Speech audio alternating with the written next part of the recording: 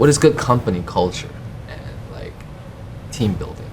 Okay. I feel like you've been talking a lot about management, and I feel like the way I have to run this thing has to be, the digital nomad where everyone's scattered. Right. For the initial startup. So how do I manage the team and get them to feel positive and feel confident in me and themselves to do this work, because I feel like that's very important in this kind of setting. Company culture to me is one of the most important things that you need to focus on as a company. You get it right at the beginning and you just go from there. Okay? So what values are important to you as an artist? Because you've worked at places where you are an artist and now you're going to flip, you're going to go on the other side of the game, so to speak. You're going to go on the other side of the fence. So now you got to remember what was important to you as a person, what attracted you to a place.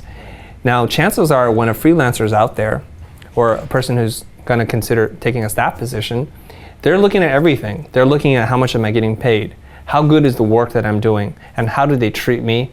And how do they manage their companies? So very likely you cannot compete on price or the quality of the project, so you got to focus on the other two components. How do you treat them? How do you manage projects? So that's your competitive advantage to kind of level the playing field, if you will.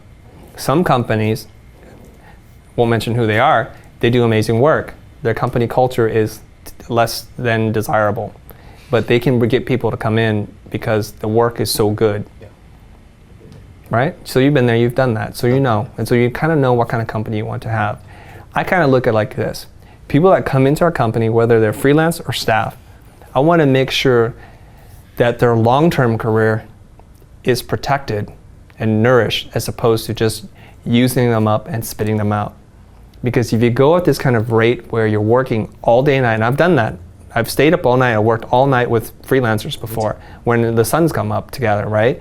It takes a toll on you, and you only can do that for a certain period of time. So the idea is that you want to minimize those moments when you're taking those kinds of jobs that require you to do that, where you're staying up all night. Something's telling you it's wrong. You accepted a job going in knowing that there's not enough time, the job is too big or complicated, and you don't have a big enough team. So that's a recipe for burning everybody out, including yourself. I've been doing this now for almost 20 years.